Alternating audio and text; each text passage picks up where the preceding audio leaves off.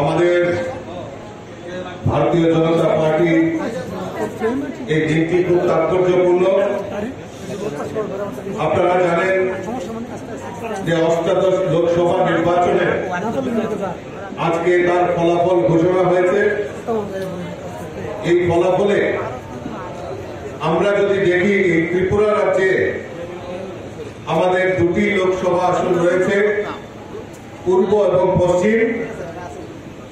এই পূর্ব এবং পশ্চিম আসনে দুটি আসনে ভারতীয় জনতা পার্টির জয় জয়কার হয়েছে। তৎসঙ্গে আমাদের 7 রামনগরের বিধানসভার উপনির্বাচন সংঘটিত হয়েছে, সেখানেও ভারতীয় জনতা পার্টির জয়কার হয়েছে।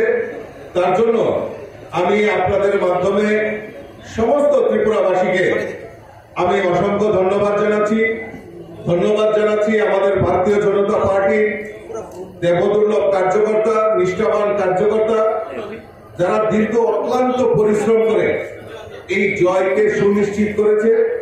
আমি ধন্যবাদ জানাচ্ছি এই ভোট কাজে নিয়োজিত আধিকারিক থেকে শুরু করে যারা এই ভোট কাজে নিয়োজিত ছিল, আমি তাদেরকেও ধন্যবাদ জানাচ্ছি।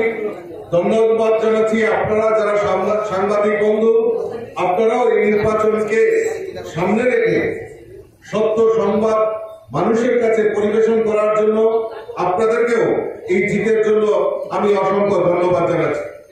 আপনারা জেনে খুশি হবেন যে আমাদের এই পশ্চিম ত্রিপুরা আসনে আমাদের মোট ভোটার ছিল প্রায় 14,61,836 জন ভোটার ছিল।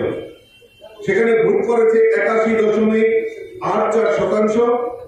আমাদের বিপ্লব কুমার দেব, যিনি এই পশ্চিম ত্রিপুরা আসনের প্রার্থী, উনি ভোট পেয়েছেন 8,81,341। যদি পার্সেন্টেজের সংখ্যায় দেখি 72.85% ভোট উনি পেয়েছেন। আমাদের এই বিপ্লব কুমার দেবের নিকটতম প্রতিদ্বন্দ্বী কংগ্রেসের আশিস কুমার সাহাকে প্রায় 6,11,578 ভোটে 6,17,578 ভোটে আমাদের প্রার্থী বিজয় হয়েছেন। আমরা ওনাকে অসংখ্য ধন্যবাদ জানাচ্ছি। তৎসঙ্গে আমাদের পূর্ব ত্রিপুরা আসনে প্রায় 13,95,000 প্রায় ভোটার ছিল, সেখানে 80% ভোটদান হয়েছে। আর আমাদের প্রার্থী এখন পর্যন্ত আমার কাছে যে খবর রয়েছে প্রায় 7,77,447টা ভোট আমাদের পূর্ব ত্রিপুরা আসনের কৃতি দেবী দেববর্মা উনি পেয়েছেন। পার্সেন্টেজের তুলনায় 68.54% ভোট উনি পেয়েছেন। ওনার নিকটতম প্রতিদ্বন্দ্বী সিপিআইএম এর যিনি রাজেন্দ্র রিয়াং, ওনার থেকে প্রায় 4,86,819 ভোটে ব্যবধানে উনি বিজয়ী হয়েছেন। আপনারা জানেন 7 রামনগর বিধানসভা উপনির্বাচন সংগঠিত হয়েছে, যেখানে আমাদের আগরতলা পুর নিগমের মাননীয় মেয়র দীপক মজুমদার প্রার্থী হয়েছেন। সেখানে আমাদের দীপক কুমার মজুমদার 25,380টি ভোট পেয়েছেন। ওনার নিকটতম প্রতিদ্বন্দ্বী সিপিআইএম এর রতন দাস থেকে প্রায় 17,447 ভোটের ব্যবধানে বিজয়ী হয়েছেন। আমি আমাদের দীপক মজুমদারকেও অসংখ্য ধন্যবাদ জানাচ্ছি। আমি আমার আলোচনা দীর্ঘায়িত করতে চাই না, কারণ আমাদের মাননীয় মুখ্যমন্ত্রী বিপ্লবদা আপনাদের সামনে উপস্থাপন রাখবেন। আমি আবারও আপনাদের মাধ্যমে আমার এই দেবদুর্লভ কার্যকর্তা, আমাদের এই ত্রিপুরা রাজ্যের সাধারণ ভোটার, যারা ভারতীয় জনতা পার্টি আমাদের এই ডাবল ইঞ্জিনের সরকারের প্রতি পূর্ণ আস্থা রেখে আমাদেরকে আমাদের দুটি আসনে বিজয়ী করেছেন, 7 রামনগরে আমাদের উপনির্বাচনে বিজয়ী করেছেন।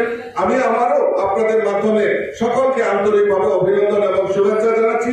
এই জয় মানুষের জয়, এই জয় সাধারণ মানুষের জয়, এই জয় এই রাজ্যের মহিলাদের জয়, এই জয় এই রাজ্যের যুবকদের জয়, এই জয় এই রাজ্যের শ্রমিকদের জয়, এই জয় এই রাজ্যের কৃষকদের জয়। কাজে আমরা আগামী দিন আরো মানুষের হয়ে কাজ করার যে আশীর্বাদ মানুষ দিয়েছে, আমি আবারও সকলকে আন্তরিকভাবে অভিনন্দন জানাচ্ছি, শুভেচ্ছা জানাচ্ছি।